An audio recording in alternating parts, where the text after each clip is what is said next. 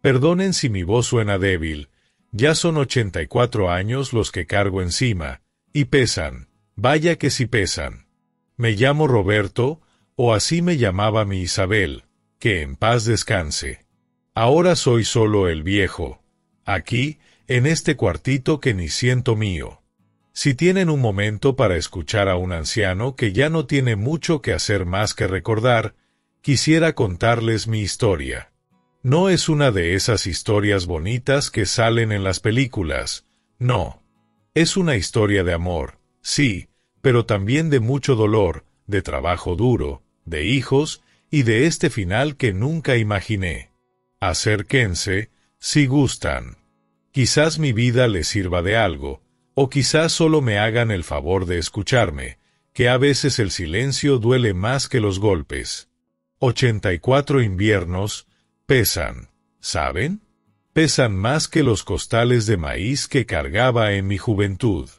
Me llamo Roberto, aunque ahora casi nadie me llama por mi nombre. Soy solo el viejo, el abuelo, a veces ni eso. Pero hubo un tiempo, hace mucho, mucho tiempo, en que mi nombre sonaba diferente en los labios de ella, de mi Isabel. Todo comenzó en un día como pocos, un día de invierno con una lluvia terca y fría que calaba hasta los huesos, allá en mi pueblo. Yo era un muchacho entonces, fuerte, lleno de sueños, aunque con poco en los bolsillos. Trabajaba en el taller de carpintería de don Elías, aprendiendo el oficio, lijando maderas, soñando con tener mi propio taller algún día. Ese día, la lluvia no daba tregua. Salí del taller al mediodía para ir a comer a la fonda de doña Chole, como siempre. Iba corriendo, tratando de esquivar los charcos, con la cabeza gacha para que el agua no me pegara tanto en la cara. Y de repente, ¡pum!, choqué con alguien. Levanté la vista, molesto, listo para reclamar, y me encontré con los ojos más hermosos que jamás había visto. Eran grandes, oscuros como la noche, pero con una chispa de luz que parecía desafiar la tristeza del día. Pertenecían a una muchacha que se había refugiado bajo el pequeño techo del portal de la iglesia, tratando de protegerse del aguacero. Se le habían caído unas bolsas con pan y fruta, y todo rodaba por el suelo mojado. «Ay, disculpe, señorita. Qué torpe soy», le dije, agachándome de inmediato a recoger sus cosas. Ella soltó una risita suave, como de campanitas. «No se preocupe, joven. Con esta lluvia, cualquiera tropieza», me respondió, mientras me ayudaba a juntar las naranjas que se habían escapado. Su voz era dulce, melodiosa. Me quedé embobado mirándola, olvidándome de la lluvia, del hambre, de todo. Se llamaba Isabel. Era nueva en el pueblo, había venido a cuidar a una tía enferma. Era costurera, hacía maravillas con la aguja y el hilo. Desde ese día, busqué cualquier pretexto para volver a verla. Pasaba por la casa de su tía, le llevaba algún encarguito de madera que casualmente me sobraba, le ofrecía acompañarla al mercado. Ella al principio era tímida, reservada, pero poco a poco fue abriéndose conmigo. Descubrí que bajo esa apariencia tranquila había una mujer fuerte, inteligente, con un corazón enorme y una risa contagiosa que iluminaba mis días grises. Nos enamoramos así, despacito, como la lluvia fina que empapa la tierra. Nuestros encuentros eran bajo los portales, en la placita del pueblo cuando dejaba de llover, compartiendo un pan dulce, hablando de nuestros sueños. Yo le hablaba de mi deseo de tener mi propio taller, de construir muebles sólidos, duraderos. Ella me contaba de sus ganas de tener su propio cuartito de costura, de hacer vestidos bonitos para las muchachas del pueblo. Y ambos soñábamos con lo mismo, una familia, una casita llena de calor, de hijos corriendo por el patio. No fue fácil convencer a su tía, que la cuidaba como si fuera de oro, pero mi amor era sincero y mi trabajo honrado. Finalmente, nos dio su bendición. Nos casamos una primavera, cuando los campos estaban verdes y las flores empezaban a abrirse. Fue una boda sencilla, en la misma iglesita donde nos conocimos bajo la lluvia. Isabel estaba preciosa con un vestido que ella misma había cosido, sencillo pero elegante. Yo me sentí a flotar. Alquilamos una casita pequeña, la arreglamos con los pocos muebles que yo mismo hice. Ella puso su máquina de coser junto a la ventana, y yo monté un pequeño taller en el patio trasero. Éramos pobres, sí, pero inmensamente ricos en amor y en ilusiones. Trabajábamos duro, ella cosiendo día y noche, yo en la carpintería, pero cada noche, al encontrarnos, el cansancio desaparecía. Nos sentábamos juntos, tomados de la mano, planeando el futuro, sintiendo que nada ni nadie podría separarnos. Y en esos primeros años, cada día era una confirmación de que aquella lluvia fría de invierno no había sido una casualidad. Había sido el destino, trayéndome el sol de mi vida, mi Isabel, la mujer que me enseñó lo que era amar de verdad y la que me dio la fuerza para soñar con un futuro que, entonces, parecía lleno de luz y promesas infinitas. Nuestra casita, antes llena solo de nuestros susurros y sueños, pronto empezó a resonar con risas infantiles. Primero llegó nuestro Mateo, fuerte y sano, con los ojos oscuros de su madre. ¡Qué felicidad! Sentí que mi corazón iba a estallar de orgullo. Luego vino Lucía, dulce y tranquila como un arroyo. Después, los gemelos, Javier y Ricardo, traviesos y risueños, que pusieron la casa de cabeza pero la llenaron de una alegría doble. 4 hijos en pocos años. Isabel era la madre más dedicada del mundo. A pesar del cansancio, siempre tenía una sonrisa, una caricia, una canción. Su cuartito de costura se llenó de ropita de bebé, de remiendos, de sueños tejidos con hilo y amor. Yo trabajaba sin descanso en mi taller, que ya había crecido un poco. Los muebles que hacía tenían buena fama en el pueblo y hasta en los ranchos vecinos.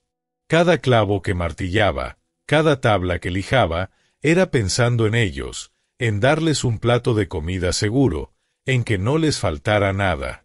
La vida era dura, no lo niego. Había días en que el dinero apenas alcanzaba, días de preocupaciones, de noches sin dormir por alguna fiebre de los niños. Pero nos teníamos el uno al otro, y eso era nuestro mayor tesoro. Isabel era mi ancla, mi faro. Con ella a mi lado, sentía que podía enfrentar cualquier tormenta. Veíamos crecer a nuestros hijos, sus primeras palabras, sus primeros pasos, cada pequeño logro era una fiesta para nosotros. Mateo, el mayor, ya empezaba a ayudarme en el taller con pequeñas tareas. Lucía aprendía a coser al lado de su madre.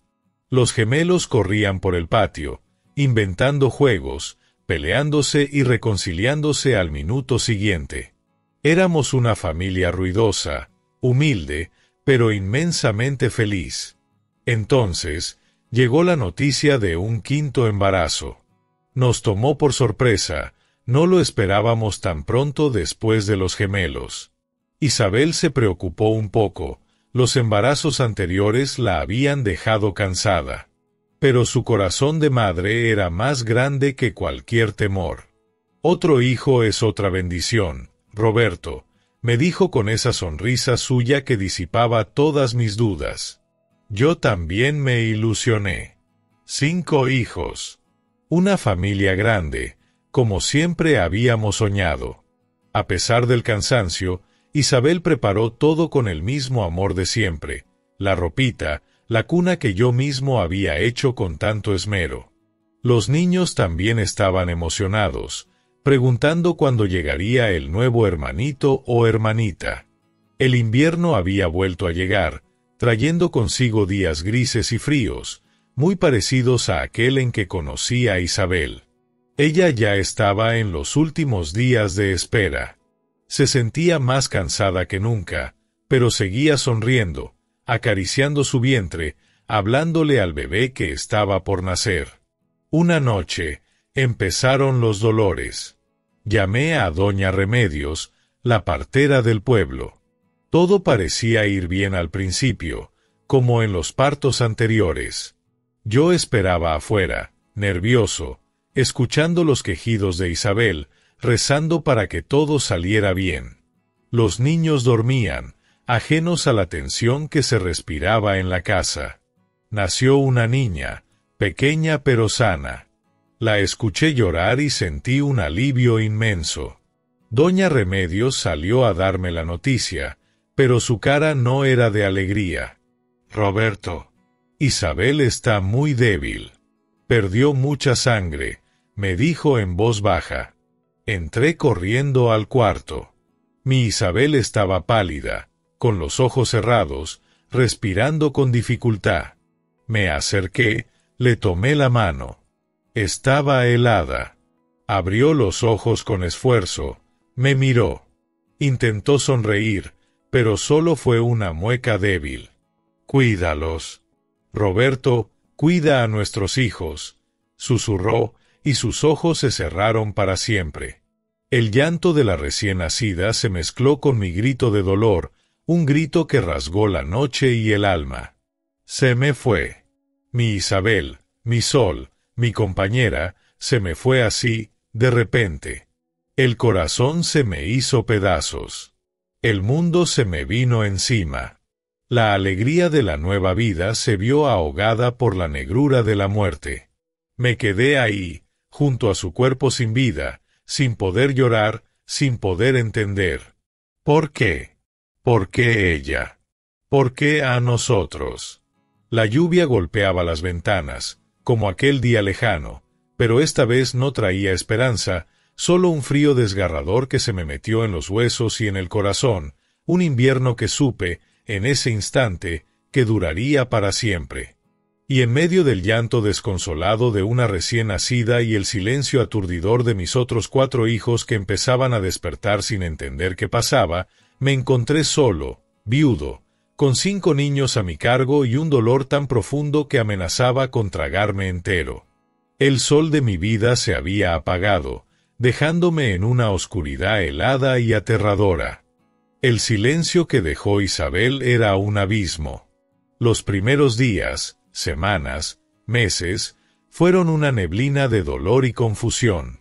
Lloraba a escondidas, por las noches, cuando los niños ya dormían, para que no me vieran derrumbarme. Tenía que ser fuerte por ellos.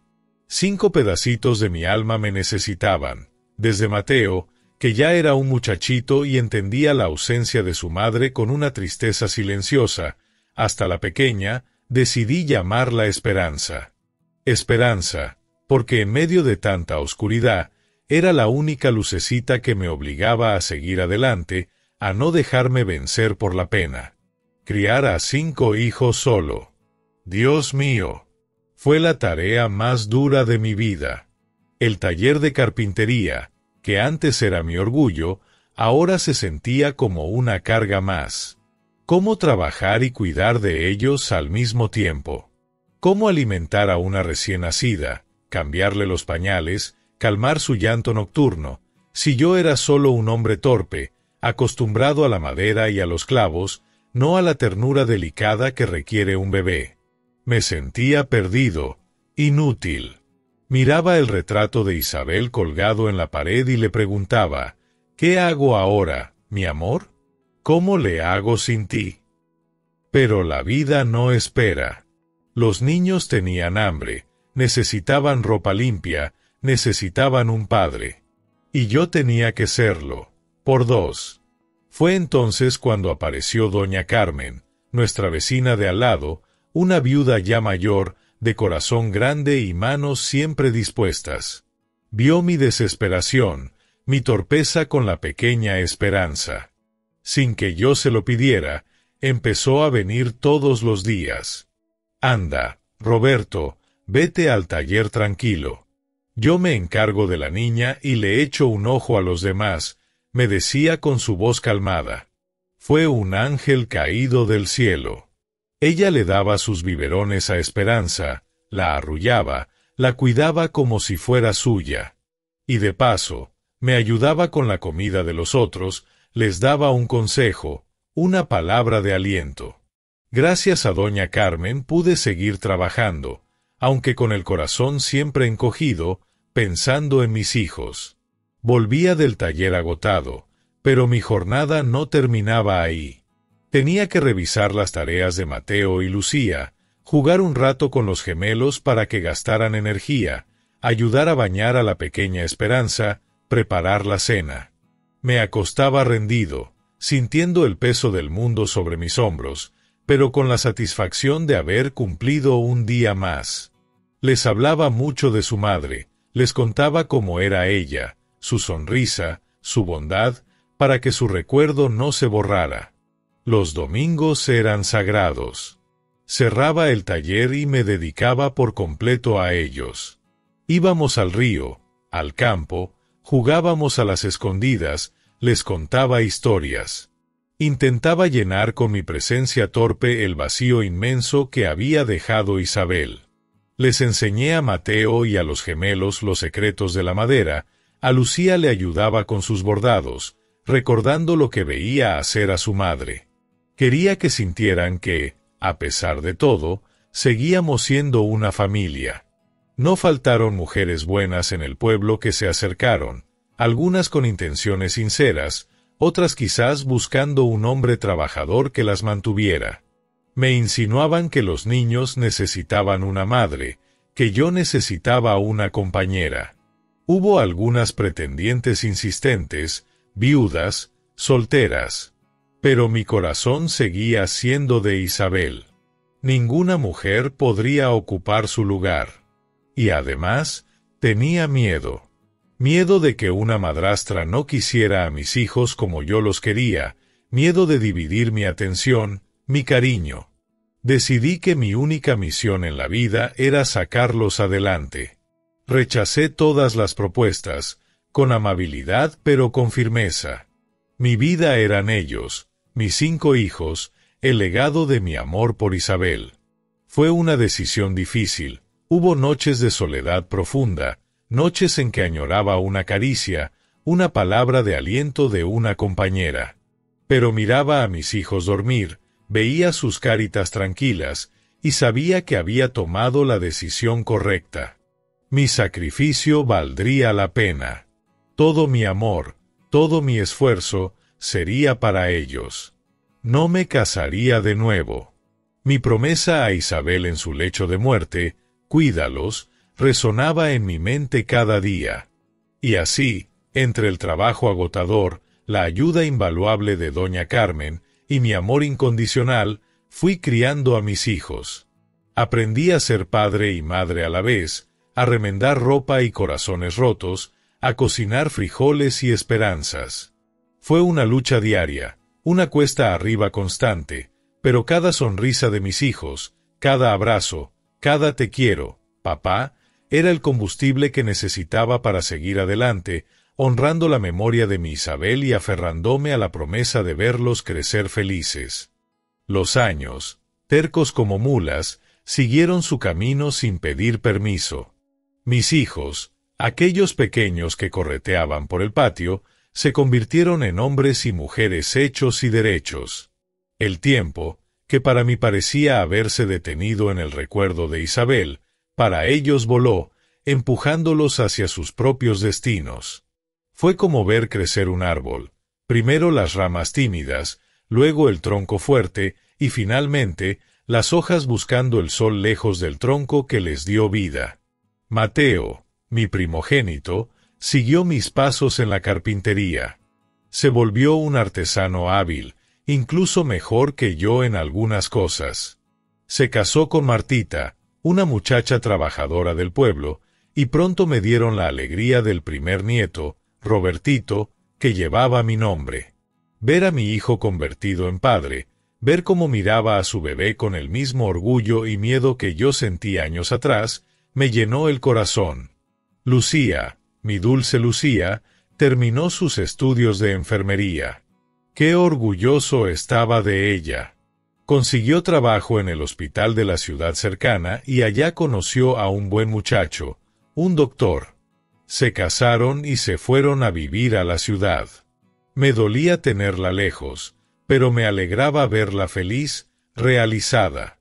Los gemelos, Javier y Ricardo, siempre tan unidos, tomaron caminos diferentes pero siempre apoyándose. Javier, el más aventurero, decidió probar suerte en el norte, buscando mejores oportunidades.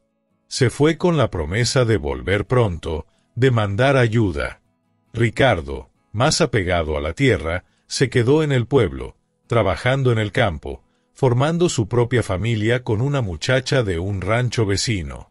Y Esperanza, mi pequeña Esperanza, la que nació en medio de la tormenta, creció convirtiéndose en una joven hermosa, inteligente, con la misma chispa en los ojos que tenía su madre.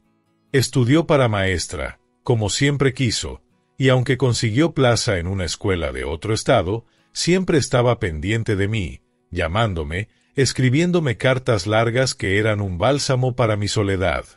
El nido, que un día estuvo repleto de ruido y vida, se fue quedando silencioso.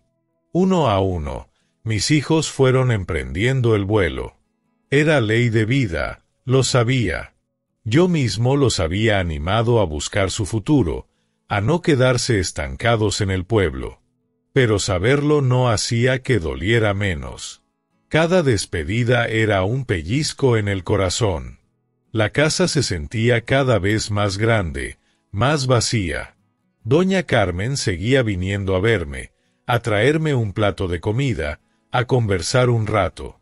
Su compañía era un consuelo, pero no llenaba el hueco que dejaban mis hijos, el hueco inmenso que había dejado Isabel. Al principio, las visitas eran frecuentes. Los domingos, algunos volvían a casa. Mateo con su familia, Ricardo con la suya. Comíamos juntos, jugábamos con los nietos. Eran momentos de alegría, de sentir que la familia seguía unida a pesar de las distancias. Lucía venía en vacaciones, trayendo regalos, contándonos de su vida en la ciudad. Javier mandaba cartas de vez en cuando, a veces con algo de dinero. Esperanza me llamaba cada semana, sin falta, y sus palabras eran como un abrazo a la distancia. Pero el tiempo, ese ladrón silencioso, también fue espaciando las visitas, enfriando un poco los lazos. Surgían los compromisos, las nuevas familias, los problemas propios de cada uno. Mateo y Ricardo, aunque vivían cerca, tenían sus propios hijos, sus trabajos, sus preocupaciones. Las visitas se volvieron más cortas, más formales. Lucía venía menos, atrapada en su rutina de enfermera y esposa. Javier, bueno, las cartas de Javier se hicieron cada vez más raras. Esperanza seguía llamando, pero su voz a veces sonaba cansada, lejana. Yo entendía, o al menos, trataba de entender. No quería ser una carga, un viejo achacoso que solo se quejara. Me esforzaba por mantenerme activo, por cuidar mi huerto, por hacer pequeñas reparaciones en la casa. Pero la soledad empezaba a pesarme como una losa. Las noches eran largas, llenas de recuerdos. Miraba las fotos de mis hijos, de mis nietos, de mi Isabel, y un nudo se me hacía en la garganta. ¿Se acordarían de mí? ¿Sabrían cuánto los extrañaba? Y mientras veía cómo las aves que había criado con tanto amor volaban cada vez más lejos, el silencio del nido vacío se hacía más profundo. Empezaba a sentir el frío de la vejez no solo en los huesos, sino también en el alma, preguntándome si todo el sacrificio había valido la pena, si al final del camino me quedaría completamente solo. La vejez es terca, se aferra a uno como la humedad a las paredes viejas. Cumplí los 80, luego los 81, 82. Los años se sumaban, y con ellos, los achaques. Las rodillas me dolían más, La vista se me nublaba seguido, y las manos, esas manos que habían trabajado tanto la madera, empezaban a temblarme. Ya casi no salía del patio. Mi mundo se había encogido a los límites de mi casita y mi huerto. Doña Carmen, mi ángel guardián, también estaba ya muy mayorcita y apenas podía venir a verme. La soledad era mi sombra constante, pegada a mis talones. Fue hace unos 3 años, creo. El tiempo se me confunde un poco ahora. Salí a barrer la banqueta, como hacía cada mañana para sentirme útil, para que los vecinos no dijeran que el viejo Roberto ya no servía ni para eso. Estaba húmedo, había lloviznado en la noche. No vi un pedazo de baldosa levantada, un pequeño escalón traicionero. El pie se me atoró, perdí el equilibrio y caí. Caí de golpe, seco, sobre la cadera. El dolor fue terrible, agudo, como si me hubieran clavado un cuchillo al rojo vivo. Grité, pero nadie me escuchó al principio. Me quedé ahí tirado, en el suelo frío y húmedo, sin poder moverme, sintiendo como el dolor me subía por todo el cuerpo. Un vecino que pasaba me encontró y llamó a Mateo, mi hijo el carpintero, que vivía en el mismo pueblo. Llegó corriendo, asustado. Me llevaron al hospital de la ciudad. El diagnóstico fue claro, fractura de cadera. Una fractura grave para un hombre de mi edad. Me operaron, me pusieron clavos, fierros, pero la recuperación fue lenta, dolorosa, incompleta. Nunca volví a caminar bien. Necesitaba ayuda para levantarme, para bañarme, para vestirme. Me volví dependiente, un estorbo. Al principio, Mateo y su esposa Martita me cuidaron en mi casa. Se turnaban, me traían comida, me ayudaban con mi aseo. Pero pronto vi que era una carga muy pesada para ellos. Tenían su trabajo, sus hijos, sus propias vidas. Yo me sentía culpable, inútil. Fue entonces cuando Mateo, con la cara compungida, me propuso la idea: «Papá, ¿por qué no te vienes a vivir con nosotros? Aquí estarás mejor atendido, no estarás solo». En el fondo, no quería irme de mi casita, de mi hogar lleno de recuerdos de Isabel. Pero ¿qué opción tenía? No podía valerme por mí mismo. Así que me mudé a casa de Mateo. Me dieron un cuartito pequeño, al fondo del patio. Al principio, todo parecía ir bien. Martita me trataba con amabilidad, aunque siempre con cierta distancia. Mateo me ayudaba cuando podía, aunque andaba siempre muy ocupado en su taller. Pero poco a poco, las cosas empezaron a cambiar. Empecé a notar las miradas de fastidio de Martita cuando tenía que ayudarme a ir al baño, los suspiros de impaciencia cuando tardaba en comer. Mateo empezó a evitarme, a pasar menos tiempo conmigo. El verdadero infierno comenzó cuando mi salud empeoró un poco más. Necesitaba más ayuda, más atención. Y la paciencia de ellos se acabó. Empezaron los malos tratos, primero sutiles, luego cada vez más evidentes. Martita me dejaba la comida fría en una bandeja, a veces se le olvidaba darme mis medicinas. Me hablaba con desprecio, me regañaba por cualquier cosa, por ensuciar, por tardar, por existir. «Ya estás viejo y no más estorbas», me gritaba a veces, cuando creía que Mateo no la oía. Mateo, mi hijo Mateo, al principio intentaba defenderme, pero luego empezó a hacerse el desentendido.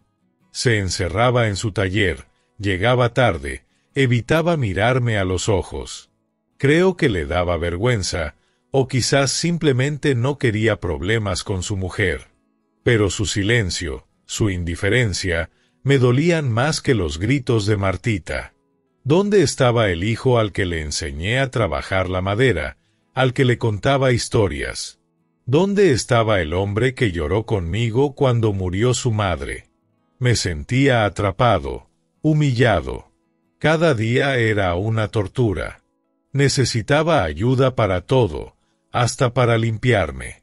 Y cada ayuda venía acompañada de un reproche, de una mala cara, de un empujón disimulado. Me sentía sucio, avergonzado, degradado. Empecé a pasar hambre, porque a veces no me daban de comer o me daban sobras frías. Adelgacé mucho, me debilitaba día a día. Lloraba en silencio en mi cuartito, abrazado a una foto vieja de Isabel. ¿Por qué, Dios mío? ¿Por qué este castigo?, le preguntaba al techo. Y en esa casa que debía ser mi refugio, encontré un infierno inesperado. La caída en la banqueta no solo me había roto la cadera, me había roto el alma, arrojándome a un abismo de humillación y maltrato a manos de mi propio hijo y mi nuera. La dependencia se convirtió en mi cárcel, y cada día era una nueva estación en mi viacrucis personal. Aquí estoy, en este cuartucho frío que me dieron, escuchando las voces al otro lado de la puerta. Oigo risas a veces, las de mis nietos jugando, las de Mateo y Martita viendo la televisión. Están tan cerca y a la vez tan lejos. Es curioso cómo uno puede sentirse más solo rodeado de gente que en la inmensidad del campo. 84 años, y nunca imaginé que mi final sería así, esperando la muerte en un rincón ajeno, sintiéndome una carga, un estorbo, un cero a la izquierda. Mis días son un calvario silencioso. Despierto con el cuerpo adolorido, con el alma más cansada aún. Espero a que Martita venga a ayudarme a levantar, a llevarme al baño. Cada contacto es una humillación. Sus manos ásperas, su mirada de fastidio, sus palabras cortantes. Apúrate, viejo, que no tengo todo el día. Mira nomás qué cochinero hiciste otra vez. Me muerdo la lengua para no llorar, para no gritarle que yo también fui joven, que yo también fui fuerte, que yo le di la vida al hombre con el que duerme. Pero ¿de qué serviría? Solo empeoraría las cosas. Me dejan sentado en una silla vieja la mayor parte del día, mirando la pared. A veces me ponen frente a la televisión, pero ni entiendo lo que pasa. Mi mente vuela a otros tiempos, a mi taller, a mis manos creando muebles, a los brazos de mi Isabel. ¡Ay, Isabel! ¡Cuánto te extraño, mi amor! Si tú estuvieras aquí, nada de esto pasaría. Tú me cuidarías con amor, con paciencia. Tú no dejarías que nadie me humillara. Cierro los ojos y puedo ver tu sonrisa, sentir el calor de tu mano. Eras mi sol, mi fuerza. ¿Por qué te fuiste tan pronto? ¿Por qué me dejaste solo en este infierno? Pienso en mis otros hijos. Lucía, mi enfermera, ¿sabrá ella lo que estoy pasando? Le he insinuado algo en las pocas llamadas que logramos tener a solas, pero no me atrevo a contarle todo. No quiero preocuparla, no quiero causarle problemas con su hermano. Ricardo, el del campo, vive su vida, con sus propios trabajos. Javier, el del norte, ¿seguirá vivo? Hace años que no sé nada de él. Y Esperanza, mi pequeña Esperanza, la que nació cuando su madre murió. Ella es la que más me duele. Isabel murió para darle la vida, y ahora ella está lejos, haciendo su vida de maestra, sin saber que su padre se consume de tristeza y abandono. ¿Es justo esto? ¿Que la hija por la que mi Isabel dio la vida ni siquiera esté aquí para darme un vaso de agua? No, no es justo culparla. Ella no sabe. Ninguno sabe realmente la profundidad de mi sufrimiento. Quizás si supieran, harían algo. O quizás no. Quizás ya soy solo un viejo problema del que prefieren no enterarse. A veces me pregunto qué hice tan mal en la vida para merecer esto. Trabajé honradamente, crié a mis hijos lo mejor que pude, amé a mi esposa con toda mi alma. ¿Fue mi error no volverme a casar? ¿Fue mi error dedicarles mi vida entera a ellos? ¿O simplemente así es el destino, cruel e impredecible? Confieso que todas las noches, cuando el silencio se hace más denso y el dolor en los huesos no me deja dormir, le pido a Dios que me lleve. Ya basta, Señor. Ya sufrí suficiente. Llévame contigo, llévame con mi Isabel, le ruego en susurros. Pero él parece no escucharme. Sigo aquí, respirando, sintiendo, sufriendo. Cada nuevo amanecer es una decepción, una prolongación de esta agonía. Ya no le encuentro sentido a nada. Solo espero que Dios por fin se apiade de mí y me conceda el descanso eterno. Los días se arrastran, lentos, pesados. Escucho los ruidos de la casa, las idas y venidas, y me siento invisible. Soy un fantasma en mi propia familia. Un viejo mueble arrumbado en un cuarto oscuro. Solo me queda el recuerdo de Isabel, el único tesoro que nadie me puede quitar. Y la esperanza, cada vez más débil, de que el final llegue pronto, de que este último trago amargo de la vida termine de una vez por todas. Y mientras la noche cae una vez más sobre esta casa que no siento mía, me aferro a la imagen de mi Isabel, mi único consuelo en esta soledad poblada de indiferencia y maltrato. Espero, con la poca fuerza que me queda, que Dios escuche mi súplica y me permita reunirme pronto con ella, lejos de este infierno terrenal que nunca imaginé vivir. Bueno, hasta aquí llega mi relato. La vida de este pobre viejo, Roberto. Una vida que empezó con la lluvia trayéndome al amor de mi vida, y que termina así. Gracias por escucharme, de verdad. Aunque sean solo palabras al viento, siento como si alguien por fin supiera lo que pasa aquí dentro. Si esta historia les ha tocado el corazón, si les ha hecho pensar un poquito en cómo tratamos a nuestros mayores, en la soledad y el dolor que a veces esconden las paredes de una casa, bueno, por ahí dicen que hay un botón para indicar si les gustó. Un me gusta, creo. Y si creen que otros deberían escuchar esto, para que abramos los ojos, pues no duden en compartirlo. Si quieren seguir escuchando otras historias, de otros viejos, de otras vidas, pues suscríbanse a este canal, dicen que así se enteran. Pero más importante que todo eso, díganme ustedes qué piensan. ¿Es justo que un padre termine así después de darlo todo por sus hijos? ¿Qué sienten al saber que estas cosas pasan? ¿Hay algo que podamos hacer para evitar tanto dolor, tanta soledad, tanto maltrato a los que ya no pueden defenderse? Dejen sus palabras aquí abajo, en los comentarios. Aunque mis ojos ya no ven bien, le pediré a alguien que me los lea. Saber que no estoy solo en este sentir, que mi voz sirve para algo, quizás eso me dé un poquito de paz mientras espero que Dios me escuche. Cuídense mucho, y por favor, no abandonen a sus viejos.